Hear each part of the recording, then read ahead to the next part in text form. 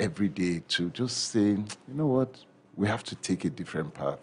And I do intend to do that. It's become something that is very heavy upon me, that we must put up a cenotaph, a reminder, a wall somewhere that once people walk past, they say political violence is not something that Rivers State should ever be associated with again. One allegation people have always put forward before you until now is the fact that they say Toyeko does not understand River State. Toyeko does not know River State. And I know that no one would say that's this time because you've gone round communities, you've met traditional institutions, you've even gone deep into the villages. And I'm saying this as a matter of fact. As a matter of fact, because our correspondent, Super FM, is embedded in your campaign team and been following you all through the villages, speaking to the people. But again, Rivers is one community. When we begin to remind ourselves of this ugly incident, you said you want to put up a memorial, a cenotaph. We begin to also say, this one did this to me. And we all live in one small community. Don't you think so? No, because again, there's nothing new under the sun. Yeah. And people have had reconciliation meetings, they've had forgiveness meetings. I remember being in Ogoni and I was about to speak, and it came so heavy upon me at the time that the Ogonis needed to forgive Nigerians for what had happened to them. And I remember just on impulse kneeling down and just begging the Ogoni people that we needed to get to a point of forgiveness. And the truth is that if we don't cross these things, it remains. People are carrying a heavy burden. This woman, Ethel, that walked up to me in the market, I was just in the market, and she comes up and she says, I need to talk to you. So I said, come, what's it? She said, my son. She has been carrying this thing for 8 years. It's there. It's as if nobody cares. No one has spoken about it. People need release. It's like you lose someone and they carry the body and they hide the body, which has happened, and you never see the body again. And there you are, just wondering, is this person alive? Is this person not alive? People need release. And I think Rivers State needs a lot of healing. People need to be released.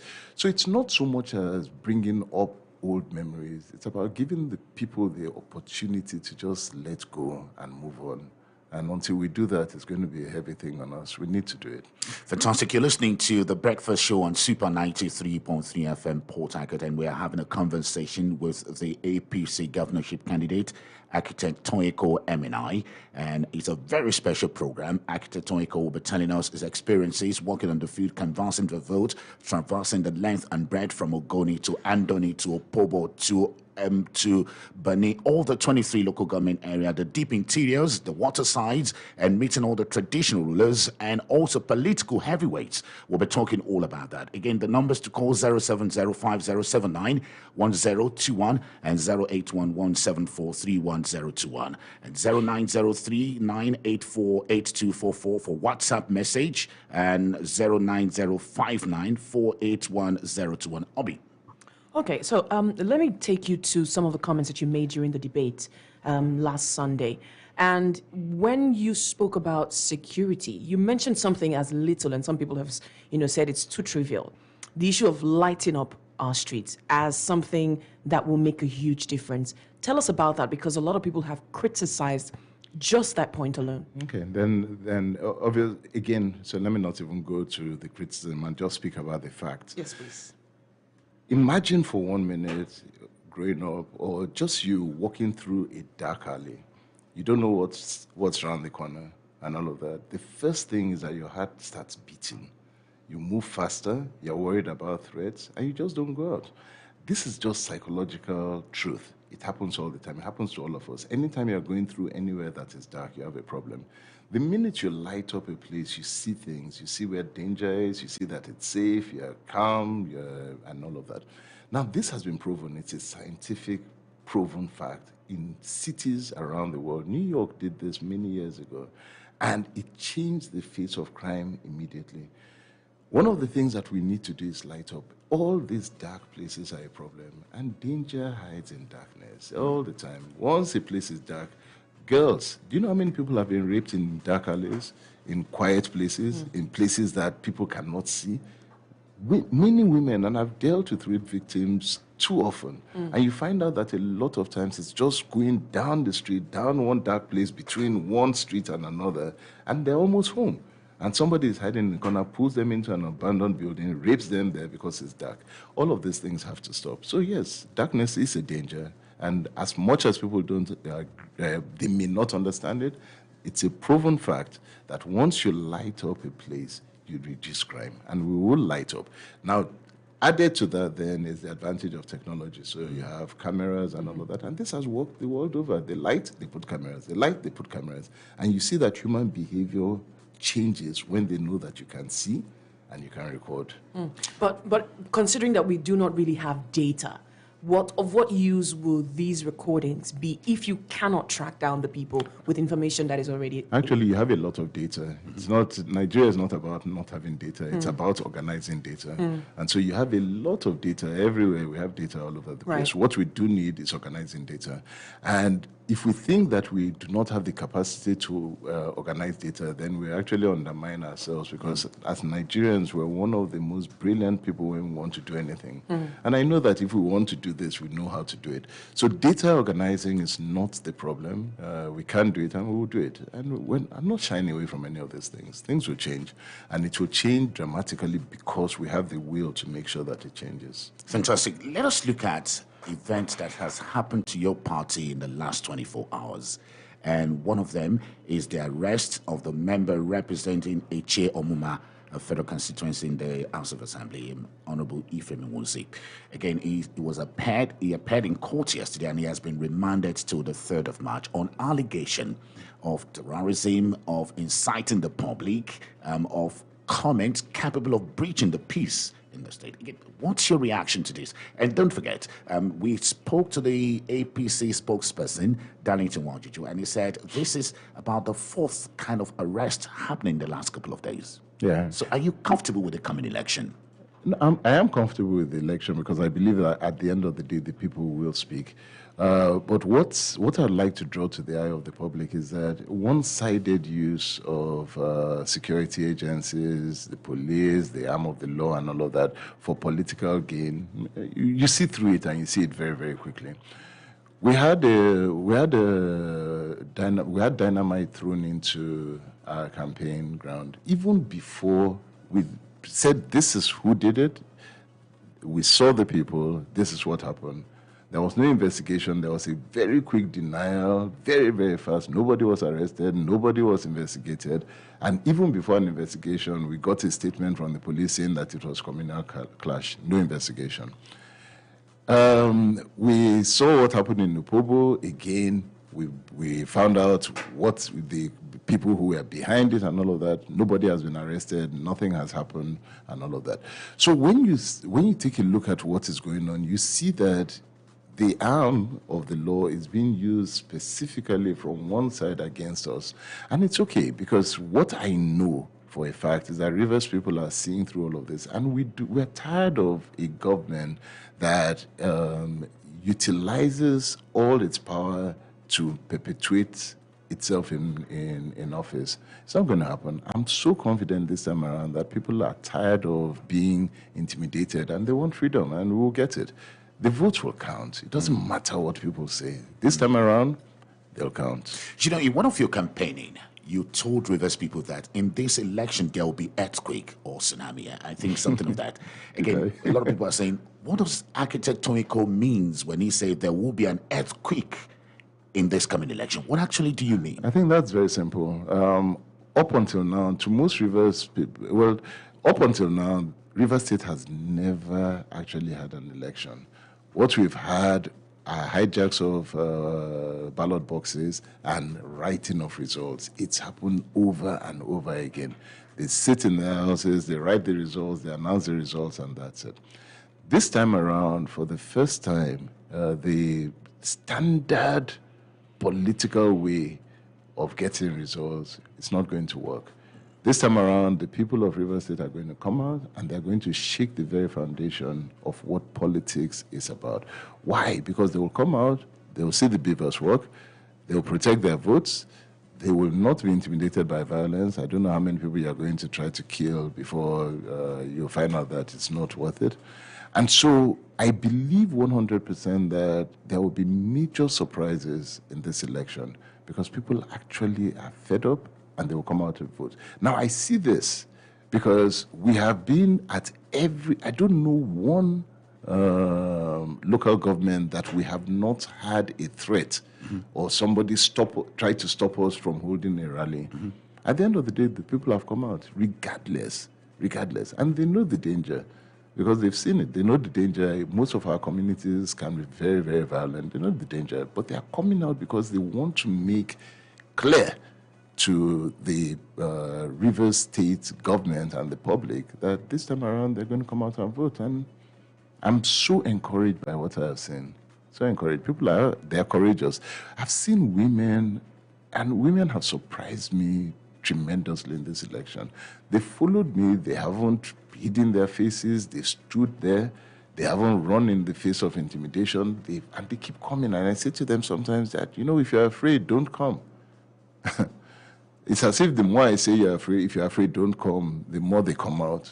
And it's a good thing. Look, Rivers State is going to see something different. And I believe the tsunami and earthquake I'm talking about is that prior to now, the votes that were seen were card-carrying members that would come out as the main force of an election. And then they're there making sure that they can either protect or snatch ballot boxes and all of that. This time around, it's the other way around. It's the people coming out and saying that, no way, we're going to protect our votes. Our votes would count. Nobody's going to carry our votes. We'll stand and make sure that this happens. Now, once that is the case, you see something different. Fantastic. I'm going to seek the indulgence of Obi. Now, again, some very critical event that happened. Just yesterday, you received the endorsement of Kalabari traditional ruler, the king of Okpo Kingdom, Chief Diamond Toby West, announced the decision of Kalabari traditional rulers for you. And I'm going to be asking you, of what significance is that to you? How important is that to your campaigning? Again, another very great strategist, and, well, if he was in the military, we would have said he would have been a 5-star general, Alhaji Asari Dokubo, also publicly endorsed you. But again, I'm a little bit worried about the endorsement of Alhaji Asari Dokubo. He is a general by no means. And when the commander-in-chief, quote and unquote, speaks, we know what happens. And you know what I mean by that. Asari Dokubo has spoken. We know what will happen. Are you also, this may likely happen. And you know what I mean. So, without speculating too much, so you're talking about two different issues, but Yes. both of them are interlinked or interwoven.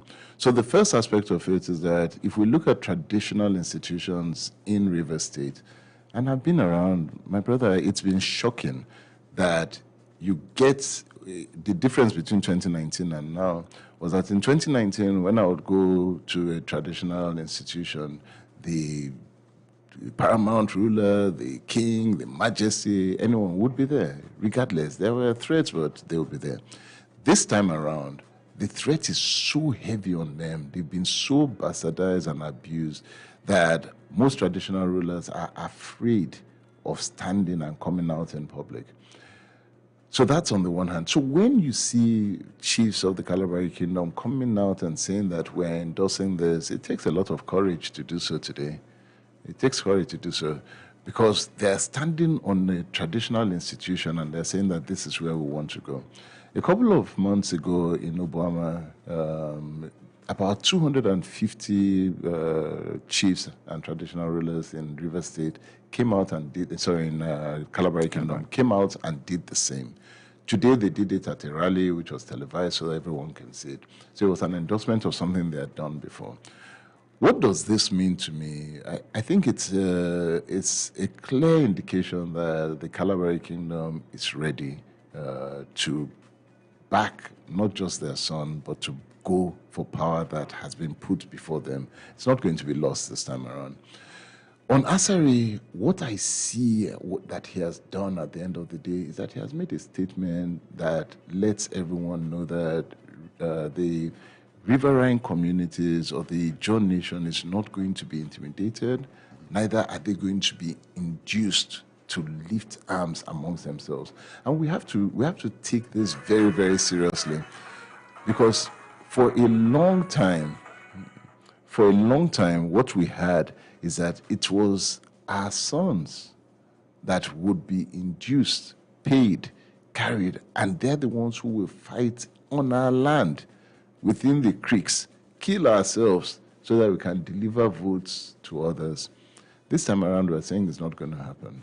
We're not going to fight ourselves. And Asari has come out more or less standing as a retaining wall to say you can't cross. And I think it's a good thing. We're not going to allow anyone to come in and induce us to start killing ourselves and taking up arms amongst ourselves.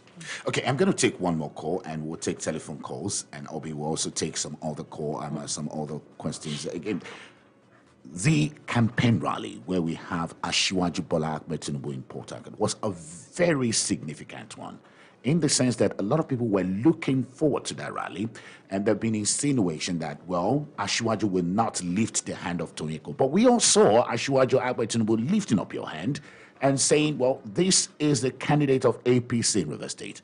But again, even up to this moment, there are still insinuations that some members of APC in River State are working for Atiku Abubakar. This is a public platform. Clarify to us. Are you for Asiwaju or you are for Atiku? So we would always stand behind what our party has done. And from the time that we had the primaries, from the time that we had the primaries till today, we have stood for APC at the presidency, APC at the gubernatorial, APC at the Senate, APC at the House of Rep, and APC in the House of Assembly. I know we're not changing that. That's where we stand. We are party people. We stand for the party. From the time you cross, remember that I think on this channel, on this station, when we raised the issue of Rotimi Amaechi losing the presidential campaign and whether or not, the primaries, and whether or not that affected our support for Asiwaju, I said, no, we're party people, we're APC. So we will stand behind APC and what APC has to say. Now, so having said that, the rally has come and gone. We've finished everything, and on Saturday we have an election. And so that's where we stand. Fantastic. We'll just take some comments, and we'll take 3 calls on phone. And please, we would ask all our callers to ask questions, and please make it 1 minute. Hello, good morning, and thank you so much for joining us. Special interview with architect Tonyeko Emenai. Good morning. Good morning. This is Emmanuel calling from GRA. Emmanuel from GRA, good morning, and thank you for joining us. Thank you. I greet the guest in the studio. Yes, go ahead. Thank you. Please, my question I have for the guest, I want to know, number one, are you a pastor or is just a title? Okay. Because I have not seen, because the way you talk sometimes, I will be happy that if the pastor can maybe use it. All right, fantastic. I think you've asked the question. Is he a pastor or is he an appendage? Is he a title? We take another one, and we have, okay, let's take this one. Good morning, and thank you for joining us. Hello, good morning. Good morning. I am calling from Oyigbo. From Oyigbo, good morning. Okay. I want to ask my governor, how will he expand the infrastructural development of River State that will reach to other interior environments? I don't want that administration, everything that will come will also centered on Paga, Port Harcourt, and Obiabo. How will he expand his infrastructural development to other interior places like Ndoke, Eche, and other? That is number Fantastic. one question. Thank you so much. And let's take this one. Good morning, and thank you for joining us. Yeah, good morning. Ken Billion is my name. Ken Billion, good morning. Yeah, I greet Tonyeko, Pastor. Okay. So my question is very straightforward. As I was coming out from OGRU, where I stay, I saw 3 state assembly members, APC, and their banners. I saw P2B and the vice president to be. My question is that, they have agreement to endorse our presidential candidate? If it's yes, I want to echo to tell the people that. All right, Ken Billion, thank you so much, but I can answer that straightforward. Architect Tonyeko Emenai has said to us here that he's a party man, and they're standing for all candidates of APC. Let's take this next one. Good morning, and thank you for joining us. Hello, the twin pastor, Pastor Shegu and Pastor Toyeko. A blessed morning to you all. Oh my God. All right. So, what's your name and where you calling from? Yeah, this Mr. Sam. Mr. Sam, good morning. Yeah, you see, Pastor Shegu, I want to congratulate Pastor Toyeko in advance. And also, I want to advise them. They should beam their satellite very well. Because of the man who have here, the number one man here, he knows how to do thorough when it comes to election. So they should pick their satellite so that this man don't bribe INEC, bribe the police, and they do what they have been doing 2019 and 2015. So that, and also one so-called Ikwatara was in reading now, talking wrong about him. But they did not support him, this Lumo Lolubri. I think he don't know that the Kalabari Kingdom has does you. So I think his man should go and tell Rivers people what he has for Rivers. All right, fantastic. Thank you so much for that. And let's take one last one before we come to the comments. Good morning. Good morning, Pastor Shego Wolabi. Thank you so much. I greet architect Tony Ko in the studio. Good morning, sir. Good morning. Go ahead, please. My name is Royal Chief Ambassador Magnus Edo. I just have one question to the candidate of PPC. What do you see wrong in the traditional institutions as we speak now? What can you see that is not going on well in the traditional institutions that if you emerge as the governor, you will do more better and the traditional ruler will be proud of you? All right, thank you so much. So we come back to the telephone lines later. Maybe we'll just go through this question. Mm-hmm. Okay. Yes. All right, so the first question wants to know whether I'm a real pastor, fake pastor, pastor by name, pastor by character, and all of that. So I'll just say two things. First of all, please go to the Redemption Camp in Lagos if you can. I'm a pastor of the Redeemed Christian Church of God. I lead a national body called Team Nehemiah. We are very, very responsible for perpetuating the vision of the Redeemed Christian Church of God. So that's who I am. I'm ordained, oiled, anointed, and I don't run away from my pastorship. So that's one. Infrastructure and what to do. Our manifesto has carried this, but what I would say, first of all, is that Rivers State is a one-city state, and that is not permissible in this century. And so what we're going to do is diversify the cityscape of Rivers and create at least 2 other cities in Rivers State. That brings infrastructure, that brings development, that brings diversification, and that ensures that the youth of Rivers State will find work to do. And so we're going to develop additional cities outside of Port Harcourt. I've seen posters and all sorts of things everywhere regarding Obi, Toye, and all. And I think I started off telling Shegun something about hope. And this is what I see. I see that people are looking at individuals and not parties. I see that people are seeing in me the actualization of a hope that they really want. And I have received endorsements, privates, quiet, public, from all sorts. People who are in PDP, who are in SDP, who are in NRM, all sorts. And I want to say this publicly, that when we get to the election, it doesn't matter which party you belong to or affiliation that you belong to today.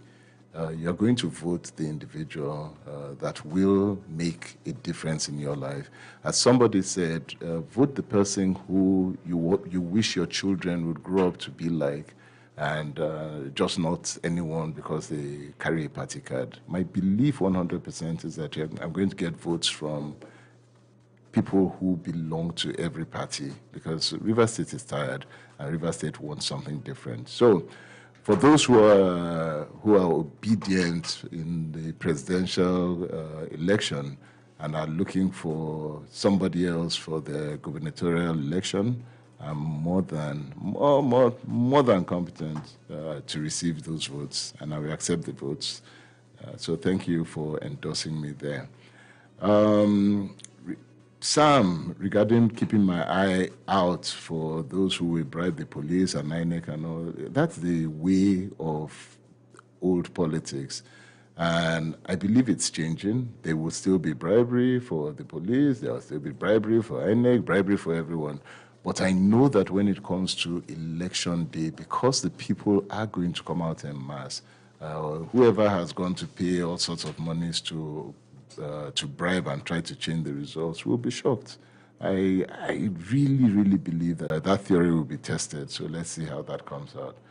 And regarding traditional institutions, what do I see wrong? I see that over the years they've been bastardized, they've been cowed, they've been abused, they've been disrespected. We've seen it on social media, we've seen it on TV, live TV. And I don't know how to say this in any way, but truly, this government has been very disrespectful to our traditional institutions, and they've broken the spirit of our traditional rulers. So what will I do differently? I think the first aspect of it is to restore dignity to them, restore respect to them, understand that they will not be abused, they will not be disrespected, their dignity will be restored. That's what I'll do differently. Fantastic. So we're still live on all our social media handles. On Facebook, we're live, Super 93.3 FM, Twitter, Super FM 933, Instagram, Super FM 93.3, and on YouTube, it is Super FM PH. And we won't forget all your comments that are coming in on WhatsApp. We'll take time to read out all those comments or play out all those comments. Obi. Okay, so I'm just going to take you up on the traditional rulers. Now, yesterday we saw that the River State Council, Traditional Council, endorsed the PDP candidates. How different is their endorsement from the one that you received from the Kalabari chiefs? And do you trust the endorsement of your own chiefs as opposed to the one that was given to the PDP candidates? You know, there's an endorsement that comes out of fear. And, you know, Obi, when you're in a democracy, the true strength of a democracy is that you should be allowed to be critiqued. And people should be able to get up, just as I'm on air, and people get up and they say their mind. Those who like you, those who don't like you, don't like you, those who don't understand, speak. Right. And they're not afraid of being removed or, okay.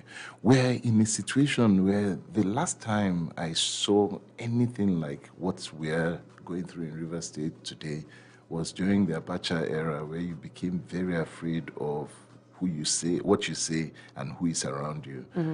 My traditional rulers are afraid.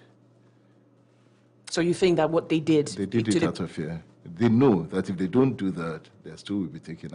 I dare any one of them today, right, whose first-class staff is not hereditary, that they cannot take it away because of where they come from. And their community says that it is only that family line that can have it. By tomorrow, they'll take their staff off office. So I understand, and I don't hold it against them, right, because I understand that they live in fear. And we speak quietly at night, they live in fear, and I understand.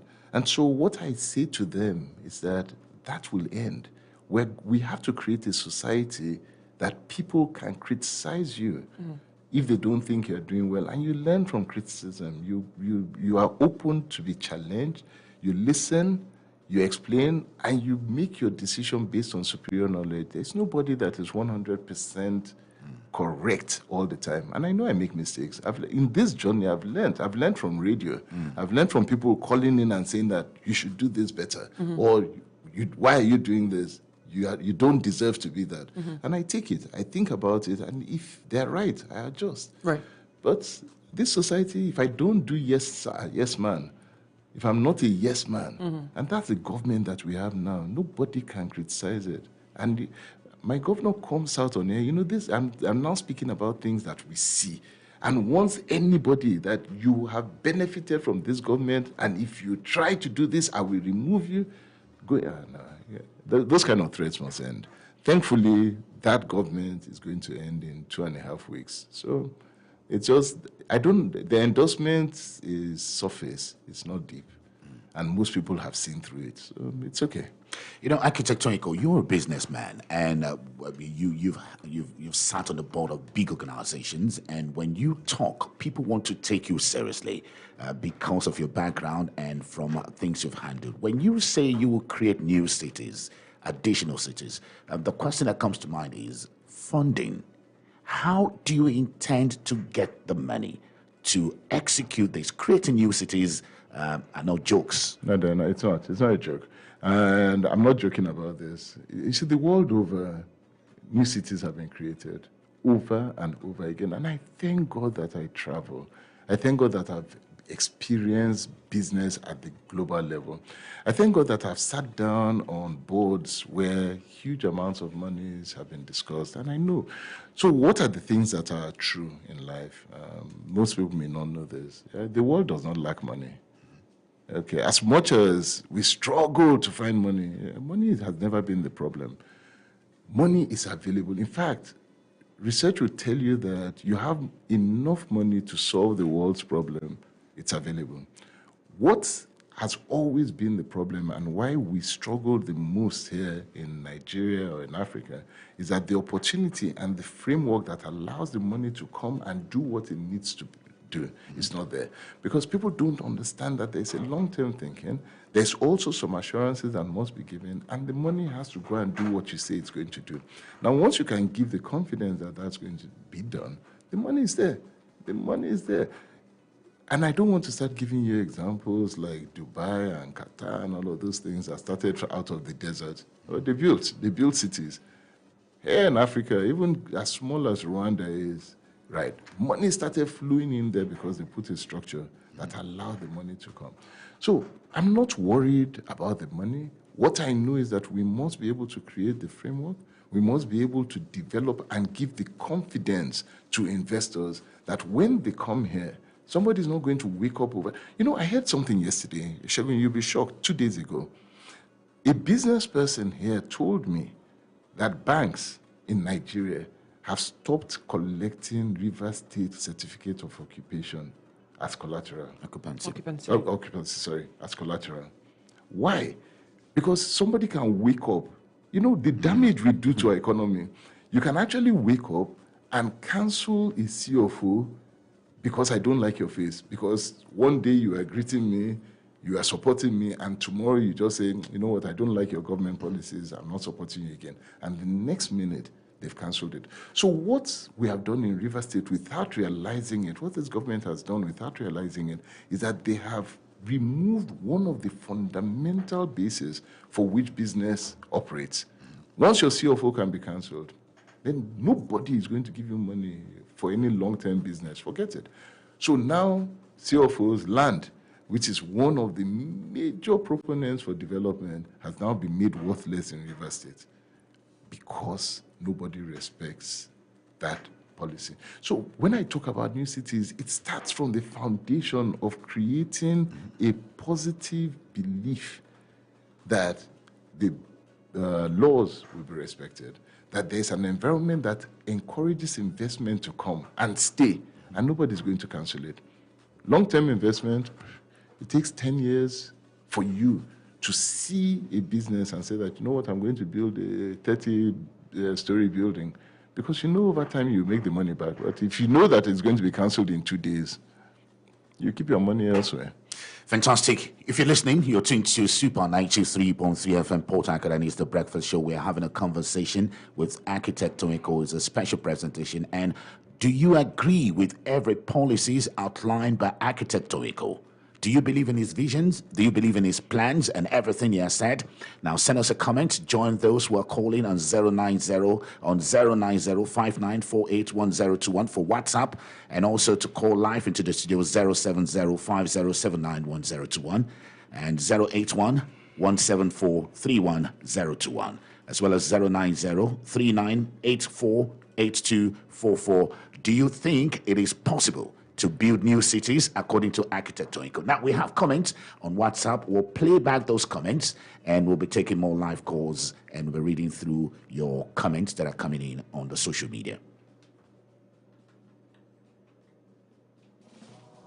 But Good morning, Shegu, and good morning, Pastor Toye Cole. Thank you. My name is Kingsley Madubike from Omokrushi. Kingsley. My question is, your leader, Right Honorable Rotimi Chibika Amechi, started the monorail project, and like they say, governance is a continuum.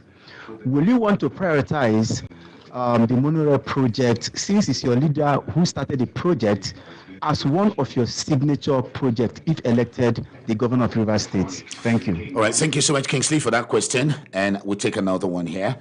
Still on WhatsApp comments, and this is another one. Hi, good morning. My name is Tony Ibuko from Oyibo. Tony, good morning. Please, I want to talk to the candidate of the APC. Good morning. Please, I want to know what you have in stock for youth empowerment, like employment for people, indigents and residents of River State. Will you plan on having any employment generation jobs for the youths? Thank you. And thank you so much, Tony, for that comment. We'll take one more before we allow Architect Toyeko to answer the question. Pastor Shego Olabi and Architect Toyeko. Good morning. I'm Benson Ruki from Akpaju. My Ruki. question is this. What's your view, sir, on the presidential candidate ticket of your party, which is a Muslim ticket, saying you're a Christian and a pastor? What kind of hope are you giving Christians in River State who would want to vote for the presidential candidate of your party? Thank you. And thank you so much, Ruki. So those are comments from the WhatsApp, and you can join yours. If you're listening, you can send us a short WhatsApp message. Tell us your name and where you're calling from, and send your voice note to 09059481021. Architect Toyeko. Okay. All right. So again, thank you. Three very good questions and very open and deep questions. So monorail project, whether I will prioritize it. I think my priority, first of all, is about people. I've said it over and over again that we need to develop the human capital. We need to improve the human capital development and ensure that people are lifted out of poverty. So whatever is going to remove people out of poverty is something that we're going to deal with, and that's where my intended focus is. Projects like the monorail and many abandoned projects in River State will take its place. The first aspect of it is that we need to be able to bring the monorail down to the ground level and drive from there. So rail transportation and mass transportation is something that will be developed. It's something that River State needs, and it's something that will be developed. I discovered recently in all my travels and co that River State does not have a single mass transport system going on. The government has not provided anything. And in the villages that I went to, especially in the markets, when I asked them what their singular biggest problem is, they tell me transportation. It's, there are certain things that you find out that just shock you. The mere fact that somebody has to leave Okrika and go to Oil Mill Market to buy foodstuff and spends 1,500 one way, 3,000 naira back. It may seem small to you, but for that person in Okrika, when I then ask, that's their profit gone. Just the mere fact that they've gone and come back. And so they end up in poverty, and they end up perpetually just spending for things that a sensible, right-thinking, people-oriented government should have made a provision for that.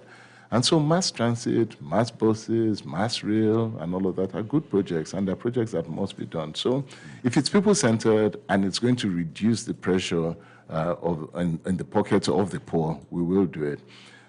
Youth employment. So the first aspect of it, there are two parts of this. The first is to make sure that you create the opportunities that allow the youth to express their talent. There's no government that can provide all the jobs for everybody. So any government that comes and tells you that, we're going to make jobs available for everybody, it's lying to you. However, there are certain jobs that governments can do and must do that will take the initial youths off the street and all. And we've made commitments to provide at least 100,000 jobs that can work for that. And so we're working on that. But beyond that, look, The youths of River State are extremely talented. So talent is available everywhere. And when you look at the youths, they are talented in technology, they're talented in sports, they're talented in entertainment, they're talented in dance, they're talented in music, but they do not have anywhere to express themselves. So what do we do as a government? We look at how we can enhance their talent, facilities, sports facilities, music facilities, and things like that we can create. So we will do that. So I can assure you, youth employment is at the center of our plans, and it's something that we're going to do. Benson, on the Muslim ticket, there's a point you move. This argument goes in any direction that you want it to go. There's a direction that says the North is going to keep, if Atiku wins, the North will take power for the next, another additional 8 years. Thereabouts, has been in the North for a while. It should come to the South. If the South wins, then they say it's a Muslim ticket. Then there's the OB factor of it. What I would advise is this, at this point, is that each person, these things are very, very deep. People stand very firm on their religious belief. People stand very firm on their tribalistic beliefs. What I would tell you is that you need to be sure that character is important. When you're looking at your presidential candidate and who you want to vote, please don't vote on religion, don't vote on tribe. Begin to look at character. We need to go past religion and tribe. Look at character, look at performance, look at history. Ensure that what you are voting for is somebody that gives you hope and belief in tomorrow. And you must do this. So please just look beyond religion and look beyond tribe. It has never gotten us anywhere. We've always voted along the sentiments of religion and tribe. And many years later, we have not improved as a nation. We need to move beyond that. So make sure that your presidential candidate is someone that you believe in, someone you trust, someone you know is going to protect your Commonwealth, and somebody who is going to develop you as a nation and give you hope. That's the way to go with this. Fantastic. So we'll begin to wrap up because we have about 5 minutes more to go on the program this morning. We'll just take 2 more calls, and we'll take 2 also feedbacks from WhatsApp, and let's see where that will drive us to. Hello, good morning, and thank you so much for joining us. This special program with architect Tony Koemenai. Good morning. My best journalist in River State, Mr. Oh my God. My name is Belgium. Belgium, good morning. Thank you. I want to call, I want to say, ask the man in the studio this question. I heard people telling lies, and that is the other day in River State here, telling us this that. Now, I remember what Thomas Mugabe living a no difference, no risk between us, no problem, we're not divided. Now, lies here. Now, I want to say this. The interview carried out some time ago at what is it called? So that he was highly accused of some APC stalwarts. So they and the rest of them.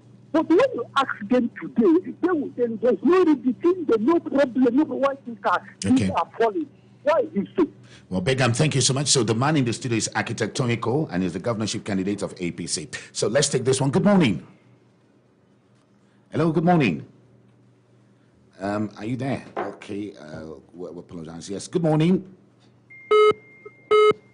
Hello. Hello, good morning, sir. Good morning. Thank you for joining us. Stephen Debara. Stephen Debara, good morning. Okay, I want to thank your guest in the studio. Here is a man that is very, very compassionate. It looks like he's very prepared to govern River State. I've been around the tour with him to various local governments, and I can see even the Calabar people say they are not united. But this time around, it appears they are united to take over River State. Because we've had failed attempts over 3 times. And I think the experiences of Chief Ebenezer Ezekiel will repeat itself again in Calabari land. I think what happened to Dukomobo Awara will not also happen this time around in Calabari land. I believe they are united, and all other ethnic nationalities. I have seen the sufferings of the Calabari people, what they have contributed to the growth of and development of Rivers State. And this is the time for them to be governor of Rivers State. And here we have presented a man that is very capable with an in-depth blueprint to develop Rivers State. And I urge the Calabari people to be united and Rivers State to be united. Thank you so much. Behind Calabari people. Okay. Yours is more of a comment, and we appreciate that. Again, but let's take that other chap, Belgam. Belgam talks about the inconsistency of politicians. You know, Belgam, the first thing that most people will tell you, rightly or wrongly, is that I'm not a politician. I think sometimes I take it as a compliment because it means that I can really be true. So you started off by accusing me of lying. And I want to assure you, please go through every article, look onto your social media. Every single time myself and Magnus Abe have met, you will see that we have no problems. We were together on Saturday, on Sunday, at a debate. It's online. Please watch the debate. You will see very cordial, respected, and respectful behavior. We don't abuse each other. We know each other's place. Magnus Abe came to my birthday. He was there. He showed up. He sat with me, sat with my father, and we respect each other as competitors. Those who are trying to create division will fail. Sorry, I'm not the same type. So it doesn't matter what people say. You called me a liar, I'll take it and I'll leave it at that. But the truth of the matter is that I have absolutely no problem with Magnus. I have a lot of respect for him, and we're going to compete. Now, I win, I assure you that Magnus will get up and he will say, congratulations for winning. He's not going to go out and start abusing, shooting, killing, and all of that. So sorry. That time of the politics of division is over. Yeah. It's over. Okay. So we respect each other. Sorry about that. Well, thank you so much, Architect Onyeko. Now, we would always love to have conversation with you. I mean, it's always exciting talking to you. Unfortunately, time will not permit us to go beyond this for now. But we're hoping that before the governorship election, we'll have you one more time. But just before you go, I must commend Dr. Silver Cole. Oh, beauty. And here is my point. I mean, I've seen her virtually in all the rallies, and I'm amazed at her energy. I saw her at the rally with Asiwaju, but I said, no, this is not true. Is she the person? Is she not? And I said, yeah, she's the person. I mean, apart from you and maybe one or two other, but we've seen the wives of the governorship candidate going from place to place, and I think that's a commendation. It's a big commendation, and I have to thank her. She's taking politics like a fish in water. I think she's the politician, so thank you, Silvia, for being a politician. Architect Onyeko MNI, the governorship candidate of APC Rivers State, thank you so much for coming on Super FM, and we quite appreciate this conversation with you. Thank you, Shagun. Thank you, Obi. All right, then. Thank you so much for listening. Up next is Word Alive with Reverend Ray, and do stick around. Super 93.3 FM Port Harcourt.